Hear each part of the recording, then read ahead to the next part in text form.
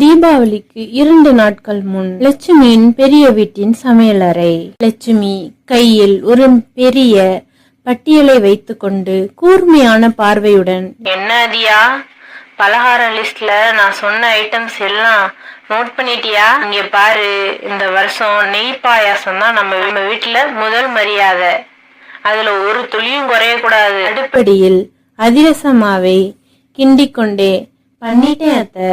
அதிரசம், முறுக்கு, லட்டு, காராச்சேவ் எல்லாமாவும் தயாரா இருக்கு.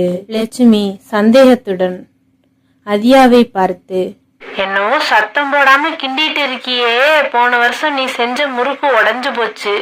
இந்த வருஷம் ஒரு சின்ன தப்பு நடந்தாலும் என் பொறுமைய பார்க்க மாட்டேன். புதுசா எதையாவது ட்ரை பண்றேன்னு சொல்லி பாரம்பரிய பலகாரத்தை அலட்சியம் பண்ணாத. அதியா சங்கடத்துடன், அத்தை எல்லாமே பார்த்து பார்த்து தான் செய்யறேன், நீங்க கவலைப்படாதீங்க. கொஞ்சம் தயங்கி, அத்தை பசங்க ஆசையா கேட்டாங்க, இந்த வருஷம் ஒரு டப்பா மட்டும் குலோப் ஜாமுன் செய்யணும்னு இருக்கேன். லட்சுமி குரலை உயர்த்தி, என்னது குலோப் ஜாமுனா? உனக்கு என்ன பைத்தியம் பிடிச்சிருக்கா? இது நம்ம மரபா? வீட்டுக்கு வர முக்கிய விருந்தினர்கிட்ட இதை கொண்டு போய் என் மருமக செஞ்ச குலோப் ஜாமுன் இந்தாங்க அப்படின்னு கொடுக்க சொல்றியா? அதியா, இல்ல அத்தை, அது பேச்சு வேண்டாம், நான் சொல்றது மட்டும்தான் இந்த வீட்டுல சட்டம். இந்த குலோப் ஜாமுன் ஸ்வீட் எல்லாம் என் கண்ணு முன்னாடியே இருக்க கூடாது. நீ செஞ்சு என் கண்ணுக்கு படாம ஓரமா எங்கேயாவது ஒளிச்சு வச்சுக்க. வீட்டுக்கு வந்த யாராவது இத பத்தி பேசுனா அவ்வளவுதான் பாத்துக்க. அதியா மனதுக்குள் வருத்தப்பட்டு, சரிங்க அத்தை, நீங்க சொன்னபடியே செய்றேன். அதே மாலை நேரம் அதியா சமையலறை ஜன்னல் வழியாக குலோப்ஜான் உருண்டைகளை எண்ணிக்கொண்டிருக்கிறாள். வாசலில் கண்ணன் நிற்கிறான். மெல்லிய குரலில், அம்மா யாரு இருக்கீங்களா? அதியா ஜன்னலுக்கு பின்னால் வந்து, என்ன தம்பி வேணும்? கண்ணன் பயத்துடன், என் பேரு கண்ணு, பக்கத்து குடிசையில இருக்கோம். தீபாவளி வருதுல்ல, எங்க வீட்டுல புது துணி, இனிப்பு எதுவும் வாங்க முடியல. உங்களால முடிஞ்சா ஒரு துண்டு இனிப்பு தரீங்களாமா? அதியா கண்ணனின் பரிதாபமான முகத்தை பார்த்து மனம் உருகி சட்டென்று வீட்டிற்குள் சென்று குலோப் ஜாமுன் டப்பாவை எடுக்கிறாள். ஐயோ பாவம். வேகமா குலோப் ஜாமுன் டப்பாவை அவனிடம் நீட்டி, சத்தம் போடாம, இந்த எடுத்துட்டு போப்பா தம்பி, இதுல நிறைய இருக்கு, நீயும் உங்க அம்மாவும் இத வச்சு நல்லா கொண்டாடுங்க, இத பத்தி யாருக்கிட்டையும் சொல்லக்கூடாது, சரியா? சந்தோஷத்தில் கண் கலங்கி, உங்களுக்கு ரொம்ப நன்றி அம்மா, நீங்க ரொம்ப நல்லவங்க.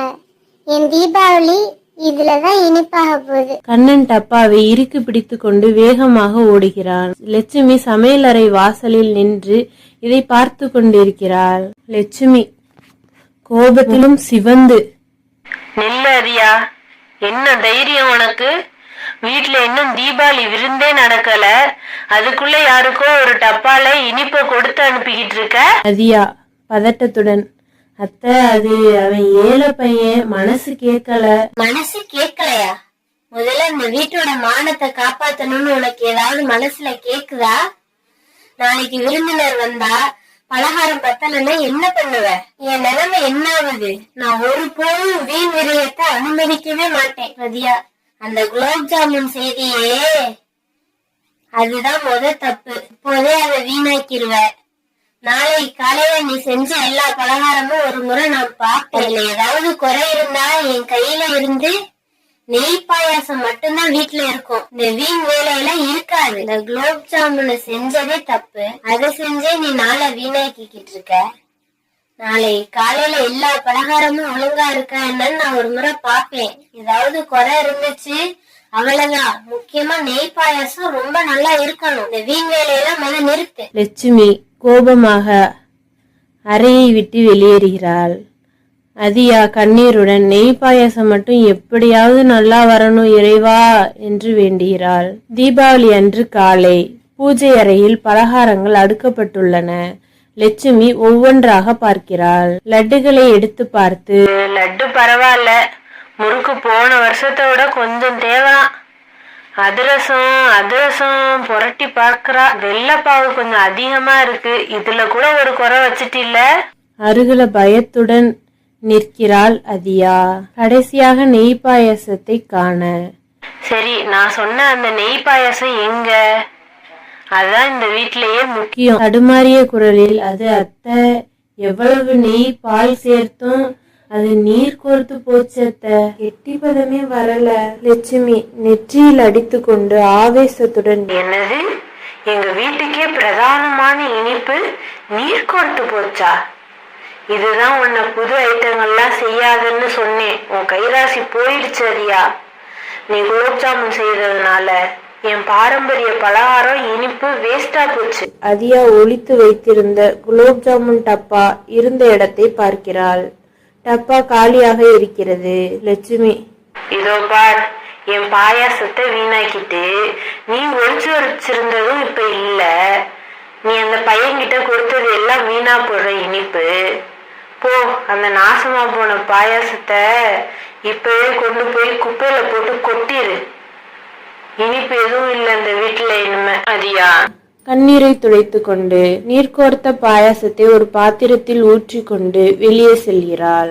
அதியா வாசலை நெருங்கும் பொழுது கண்ணனும் அவனது தாயும் ஒரு அழகான இனிப்பு பெட்டியுடன் வருகிறார்கள். கையில் ஒரு புதிய இனிப்பு பெட்டியுடன், வணக்கம் அம்மா, இன்னைக்குதான் எங்களுக்கு விசேஷமான நாள். உங்க மாமியாருக்கு ரொம்ப நன்றி சொல்லணும். யார் நீங்க? என்ன வேணும்? கண்ணனின் தாய் புன்னகையுடன், நேத்து உங்க மருமக என் மகனுக்கு கொடுத்தாங்கல்ல அந்த குலோப் ஜாமுன், அதை வித்து வந்த காசுல தான் இவனுக்கு புது சட்டை வாங்கினோம். மீதி காசுல உங்க வீட்டுக்காக இந்த இனிப்பு பெட்டியும் வாங்கணும். அவங்க கொடுத்தது ஒரு இனிப்பு இல்லம்மா, அது எங்க வாழ்வுக்குள்ள வந்த ஒரு ஒளி. லட்சுமிக்கு தலை சுற்றியது. தான் வீணென்று ஒதுக்கிய இனிப்பு ஒரு ஏழைக்கு உதவி செய்திருக்கிறது. தான் கௌரவம் என்று நினைத்த பாயாசம் வீணாகிவிட்டது. கண்ணன் லட்சுமியிடம் இனிப்பு பெட்டியை நீக்கி, அம்மா, நீங்க ரொம்ப நல்லவங்க, இந்த இனிப்பு ரொம்ப நல்லா இருக்கு. லட்சுமி அதியாவின் அருகே ஓடி சென்று அவளை இறுக்கி அணைத்து கொண்டு, என்ன மன்னிச்சிடுமா அதியா, உன் மனச நான் புரிஞ்சுக்கவே இல்லை. என் வீண் கௌரவத்துக்காக உன் நல்ல மனசை காயப்படுத்திட்டேன். நான் செஞ்ச பாயாசம் வீணா போச்சு, பரவாயில்ல. ஆனா நீ கொடுத்த இனிப்பு தான் இன்னைக்கு இந்த வீட்டுக்கு உண்மையான தீபாவளி பலகாரமா. அது நம்ம வீட்டோட பாக்கியமா. அதியா, அத்தை, நீங்க என்ன ஏத்துக்கிட்டதே போதும். நீ என் மருமக இல்ல அதியா, நீ தான் இந்த வீட்டுக்கு உண்மையான லட்சுமி. இனிமே இந்த வீட்டுல உனக்கு பிடிச்ச பலகாரத்தையும் செய். நம்ம சந்தோஷமா எல்லாரு கூடவும் பகிர்ந்து கொண்டாடுவோம். அனைவரும் ஒன்றாக சேர்ந்து இனிப்பை பரிமாற்றிக் கொள்கிறார்கள்.